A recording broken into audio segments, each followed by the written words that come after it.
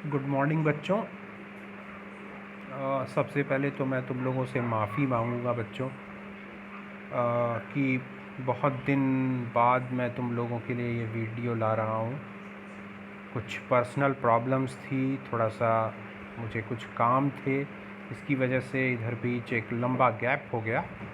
पर मैं तुम लोगों से वादा करता हूँ बच्चों कि आगे इस तरह का कोई गैप नहीं होगा। हम लोग बच्चों क्लास 10th की ज्योग्राफी पढ़ रहे हैं। चैप्टर नंबर 1 है रिसोर्सेज एंड डेवलपमेंट, और अभी तक उसके 9 डिफरेंट पार्ट्स में मैंने इस चैप्टर को एक्सप्लेन करने की कोशिश की है बच्चों। ये 10th पार्ट है, और जो हमारा टॉपिक है, हमारी जो हेडिंग है, वो आपके स्क्रीन पे आपको दिखाई दे रही होगी, land degradation and conservation measures. बच्चों, लैंड डिग्रेडेशन, लैंड का मतलब समझ रहे हो, भूमि, जमीन। डिग्रेडेशन, देखो सिंपल सी बात है। ग्रेडेशन, ग्रेडेशन का मतलब समझने की कोशिश करो। ग्रेडेशन, ग्रेडेशन का मतलब होता है किसी चीज़ का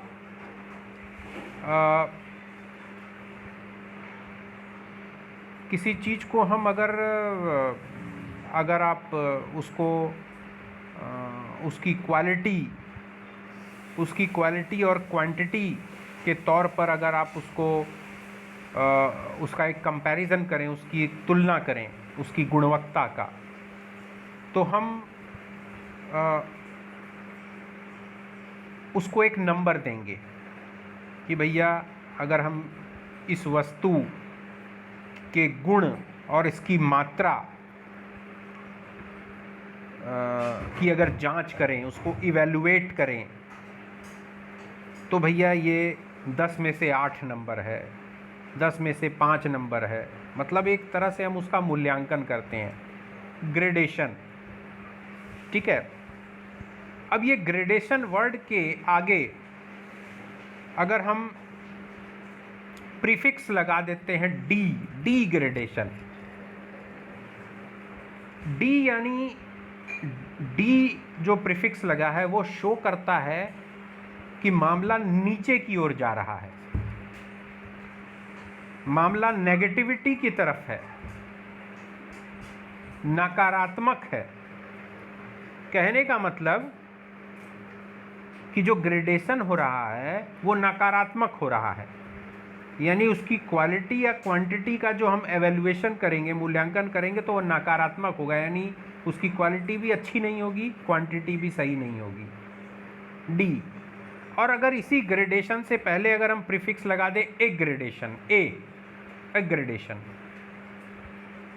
ठीक है, या अपग्रेडेशन, तो फिर मामला क्या होगा, पॉजिटिव होगा, प्लस में रहेगा। उसकी क्वालिटी और क्वांटिटी को हम प्लस के रूप में देखेंगे, सकारात्मक रूप में देखेंगे, और हम ये मान लेंगे कि जो उसकी क्वालिटी और क्वांटिटी है, यानी उसकी गुणवत्ता और मात्रा है, वो अच्छा हो रही है, बढ़ रही है, उच्चीकृत हो रही है ना, इंक्रीज हो रही है। तो लैंड डिग्रेडेशन यानी भूमि का डिग्रेडेशन होना है, यानी उसकी जो क्वालिटी और क्वांटिटी है वो नेगेटिव की तरफ जा रही है, यानी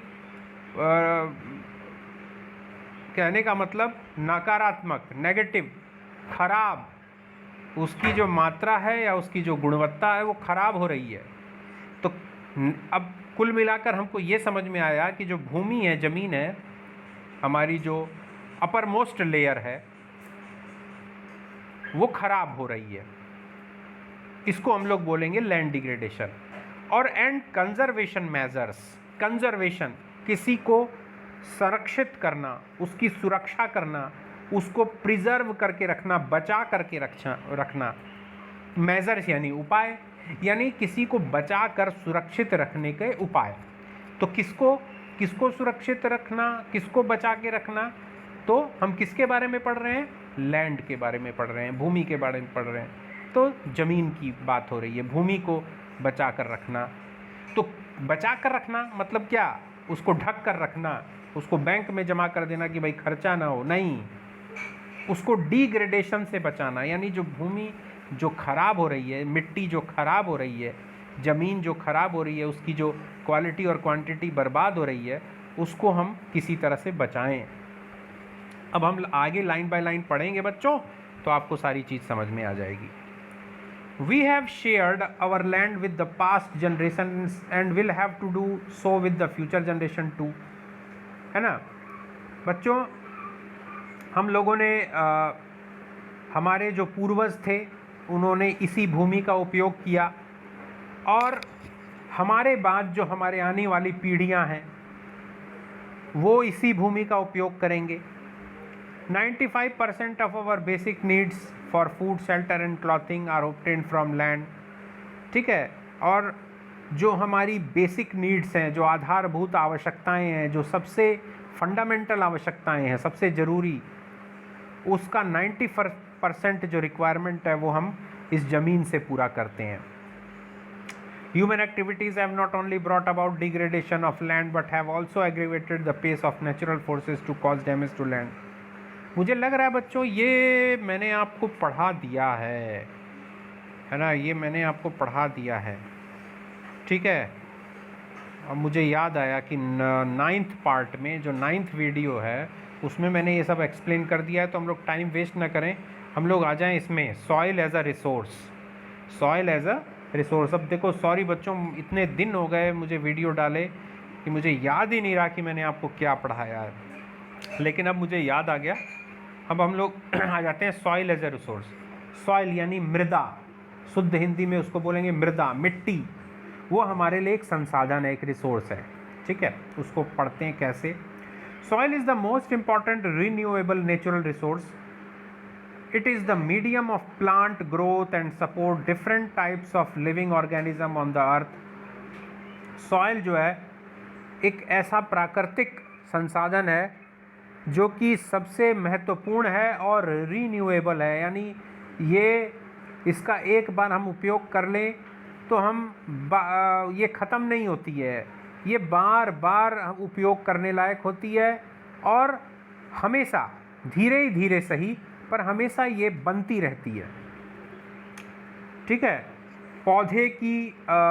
पौधे का जन्म या पौधे की जो बढ़वार है, चाहे अलग अलग तरह के लिविंग ऑर्गेनिज्म जो हैं, जीव जंतु हैं, सब इसी मिट्टी में इसी धरती पे होते हैं।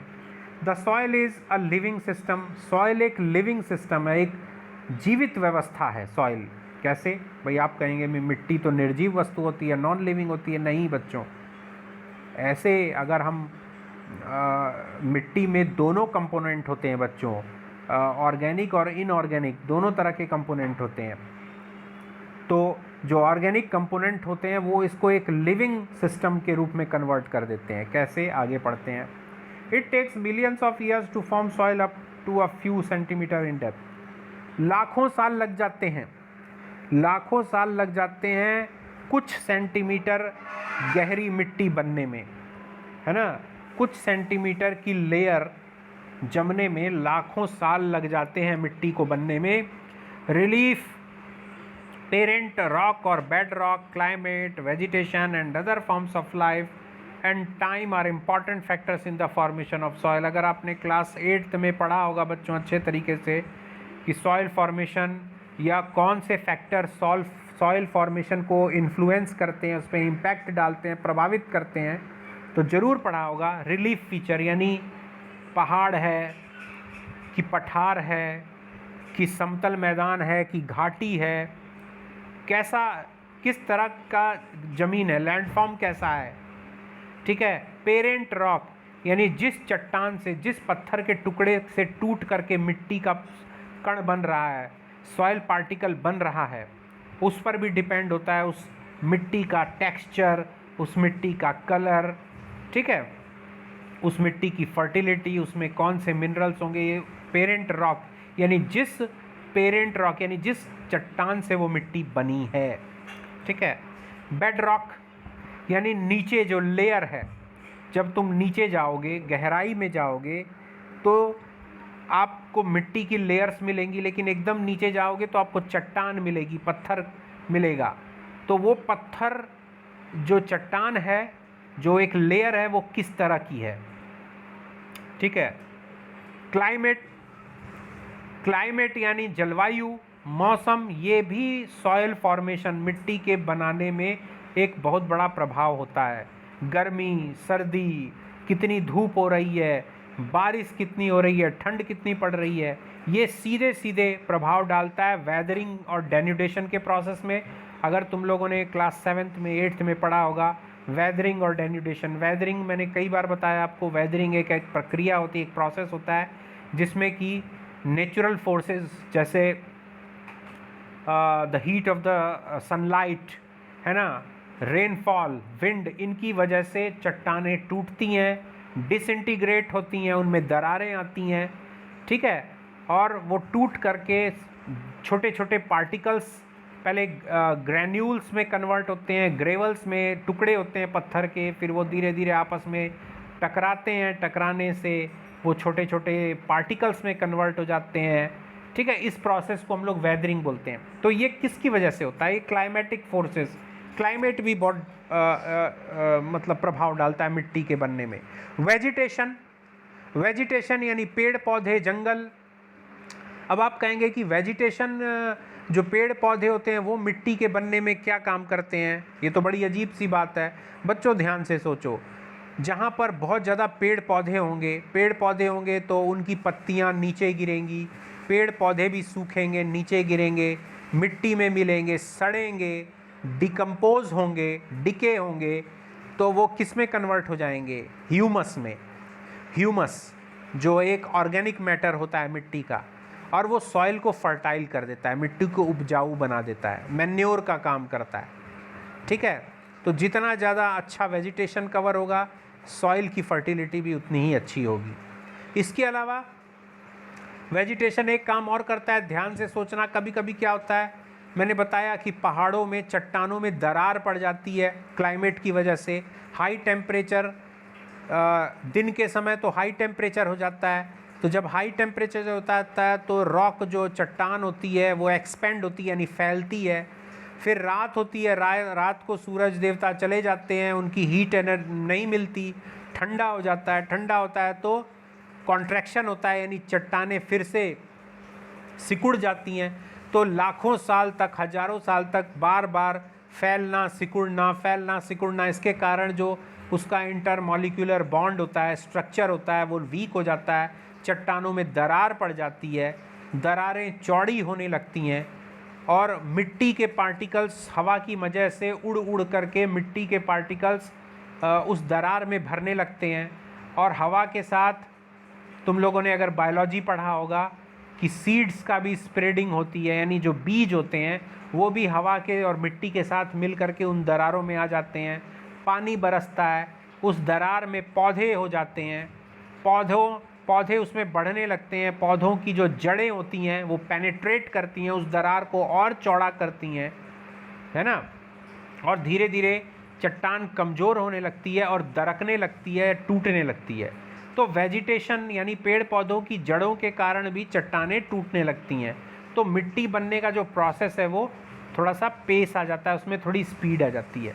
तो इस तरह से जो वेजिटेशन है वो दो तरह से सॉइल फॉर्मेशन में प्रभाव डालता है, ठीक है। और other forms of life and time, और टाइम तो मोस्ट इम्पॉर्टेंट है भैया। इस सॉइल फॉर्मेशन में एक लंबा समय लगता है, ठीक है। ये एक इनविजिबल चेंज है, हम इस चेंज को देख नहीं सकते, है ना, कि नहीं देखो मिट्टी बन रही है, लेकिन मिट्टी बन रही है, इसमें कोई शक नहीं है। Various forces of nature such as change in temperature, actions of running water, wind and glacier, activities of decomposer etcetera, ये मैंने अभी तुम लोगों को समझाया। यही सारी चीज़ें मैंने समझाई अभी, है ना, कि जो नेचुरल फोर्सेस होते हैं, चाहे वो टेम्परेचर हो, चेंज इन टेम्परेचर क्यों इसने बोला कि दिन के समय तो बहुत तेज़ टेम्परेचर बढ़ जाता है, गर्मी बहुत तेज़ हो जाती है, रात के समय टेम्परेचर एकदम डिक्लाइन हो जाता है, डाउन हो जाता है, ठंड हो जाती है। इसके कारण चट्टानें एक बार को तो एक्सपेंड होती हैं, फिर कॉन्ट्रैक्ट होती हैं, एक्सपेंड कॉन्ट्रैक्शन, एक्सपेंशन कॉन्ट्रैक्शन के कारण चट्टानें कमज़ोर हो जाती हैं, टूटने लगती हैं।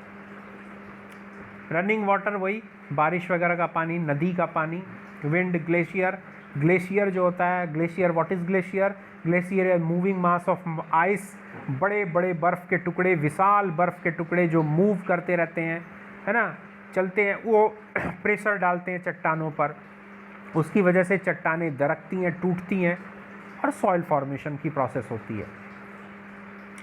एक्टिविटीज़ ऑफ डिकम्पोजर बताया मैंने, वो पेड़ पौधों की पत्तियाँ सूखते हैं, नीचे गिरते हैं मिट्टी में, तो जो बहुत तरह के बैक्टीरिया होते हैं, बहुत तरह के जीव जंतु होते हैं, वो डिकम्पोज कर देते हैं, उसको सड़ा देते हैं, और फिर मैन्योर फॉर्मेशन होता है मिट्टी में, ह्यूमस फॉर्मेशन होता है, ठीक है, और वो मिट्टी की फर्टिलिटी को इम्प्रूव करते हैं। Chemical and organic changes which take place in the soil are equally important. मिट्टी में जो केमिकल चेंज होते हैं, केमिकल चेंज कैसे होते हैं? बहुत तरह के मिनरल्स होते हैं मिट्टी में, बहुत तरह के चट्टानों में, चूँकि जो रॉक्स, मिट्टी किससे बनती है? चट्टानों से, पत्थर से बनती है। उस पत्थर में बहुत तरह के मिनरल्स होते हैं, ठीक है, बहुत तरह के मिनरल्स होते हैं। वो उनकी जब वो मिट्टी में सॉइल पार्टिकल्स में कन्वर्ट हो जाते हैं तो मिनरल्स तो रहेंगे ही। अब उसमें क्या होता है, मिट्टी में टेम्परेचर पड़ा, बारिश हुई, पानी हुआ, पानी हो गई, हवा हो गया, हवा में ऑक्सीजन है, वाटर है, उससे वो क्या बोलते हैं, वो जो मिनरल है वो रिएक्ट करता है। अगर आप केमिस्ट्री के स्टूडेंट हैं तो आप बहुत अच्छी तरह समझ जाएंगे। रिएक्शन होता है, उस रिएक्शन की वजह से केमिकल चेंज होता है, मिट्टी के टेक्सचर में, उसके कलर में चेंज होता है, ठीक है। Soil also consist of organic and inorganic materials. मैंने बताया कि सॉइल जो है वो दो तरह की चीज़ों से मिलके बनती है, ऑर्गेनिक और इनऑर्गेनिक। ऑर्गेनिक मतलब ह्यूमस वगैरह जो होता है, जो dead and decade part of plant and animals जो होता है, वो ऑर्गेनिक कंपोनेंट होता है। इनऑर्गेनिक में आपका क्ले हो गया, वेरियस टाइप ऑफ सॉल्ट्स हो गए, वेरियस टाइप ऑफ मिनरल्स हो गए, है ना, वाटर हो गया, एयर हो गया, ये आपका इनऑर्गेनिक कंपोनेंट हो गया, ठीक है। On the basis of the factors responsible for soil formation, color, thickness, texture, age, chemical and physical properties, the soils of India are classified in different types. और बच्चों, बहुत तरह के आधार पर, बहुत तरह के जो कारक हैं जिनके आधार पर मिट्टी बनती है, मिट्टी का फॉर्मेशन होता है, मृदा का, है ना। इसके अलावा मिट्टी किस रंग की है, मिट्टी की थिकनेस मतलब मिट्टी के जो पार्टिकल्स हैं वो मोटे हैं कि बारीक हैं, कैसे हैं, उसका टेक्सचर कैसा है ना, उसको जब हाथ में लेंगे तो वो किस तरह की, वो मुलायम तरह का होगा कि खुरदुरा होगा, कैसा होगा, मिट्टी कितनी पुरानी है, नई बनी है कि पुरानी बनी है, उसकी केमिकल और फिज़िकल प्रॉपर्टीज़ क्या हैं, है ना। इस तरह को देख करके भारत में बहुत तरह की, कई तरह की मिट्टी, कई तरह की मृदा पाई जाती है अलग अलग इलाकों में, तो उसको हम लोग बच्चों पढ़ेंगे, ठीक है। आज के लिए बच्चों या अभी के लिए इतना ही। अब हम नेक्स्ट वीडियो में classification of soils, types of soils को पढ़ेंगे बच्चों, और हम लोग देखेंगे, ठीक है। तब तक के लिए बहुत बहुत धन्यवाद।